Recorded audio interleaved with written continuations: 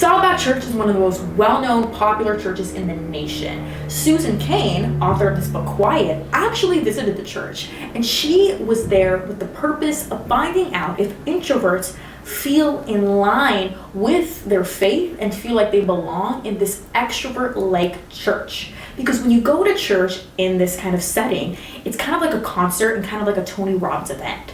When you see Tony Robbins on stage, he's very expressive and he really gets the crowd riled up and passionate about what he's trying to preach. Sort of like at this church. When you go, there's a lot of singing, dancing, and commotion, which is good for an extrovert who thrives on overstimulation, but for an introvert who gets really boxed in with this kind of overstimulating environment, they can feel really ostracized and like they don't belong. One of the pastors even says that if you want to be a religious leader and you're not an extrovert, think twice, because the word has to be an extrovert. When you hear things like this as an introvert, it's pretty off-putting because you're like, where do I fit into this mold? I'm curious about religion, I'm curious about God, about a higher power, and going into the specific path of Catholicism. But if I don't even fit in, what's the point? I thought God was supposed to be all loving, so doesn't that also include introverts? Why am I supposed to be this standard and be this personality type that my natural temperament isn't aligned with? Well, I'm here to tell you to not listen to that rhetoric. When connecting with God, it's about a personal relationship. And at the end of the day, God only wants to have a relationship with you, all right? All these rules and regulations, they're just meant to make you feel shameful. And I think it goes against the whole message of religion in general.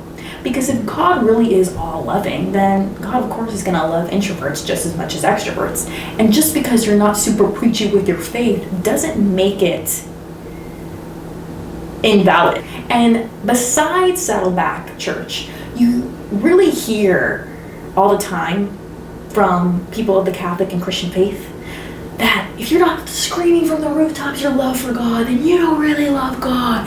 If you're not using every opportunity you have whenever you talk to somebody to talk about Jesus and the benefits that Jesus will have on your life if you choose to accept him as your one and only Savior, then do you really love Jesus? Are you really a believer? And it's like all this shame that is put on you, and it really puts you in this headspace of, yeah, I'm not preaching about Jesus as much as I should. I'm not a true believer. Maybe I do need to do things differently. But you don't. Because let me tell you something. When you're trying to influence people, you want to make them think that it was their idea all along. That's why so many people, they have a bad taste in their mouth about veganism and about Catholicism. I almost put you on about veganism and Catholicism, because people are too preachy about it. They're too pushy with their beliefs. They're like, you have to do it this way, this way, this way. And it's all trying to rile up fear out of you. It's trying to get you fearful in order to make this action, or in order to get you to change your action and go the direction that they want you to go. When really, in the book, How to Win Friends and Influence People, one of the most important things that I read from that book, and something that's very true, is that if you're trying to influence people, you want to make it seem like it was their idea all along. And they get in that headspace by just watching by example. So you need to just lead by example. If you're really passionate about the Catholic faith and about Jesus and about God and the benefits that Jesus has had in your life, and by, reading passages from the Bible, then you just need to live life, reading, adopting those principles, and being that living example. And just by being that living example and people watching you from the outside, they're going to be like, that person is really successful. I wonder why. Oh, let me just start doing the things that they're doing. And they're going to think it was their original idea all along. And that, in turn, is going to make them more willing to walk in line with how you're walking. Walk in the same direction and walk in the same path that you wanted them to walk in all along. But if you're too pushy and forceful, it's just going to make people resent you and rebel and want to do the opposite of you, because they're like, ugh, clearly that person isn't truly confident in their beliefs if they're trying to get people always to be like them, right? Because I think confidence truly is quiet.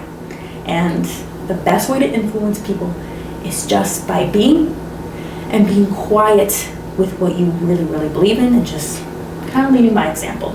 So I also want to kind of give some historical insight into religious leaders like Jesus and Buddha, and why I disagree that the Lord has to have been an extrovert, or has to be an extrovert. Because when you look at Jesus and Buddha, a lot of them had their big revelations and discoveries in solitude.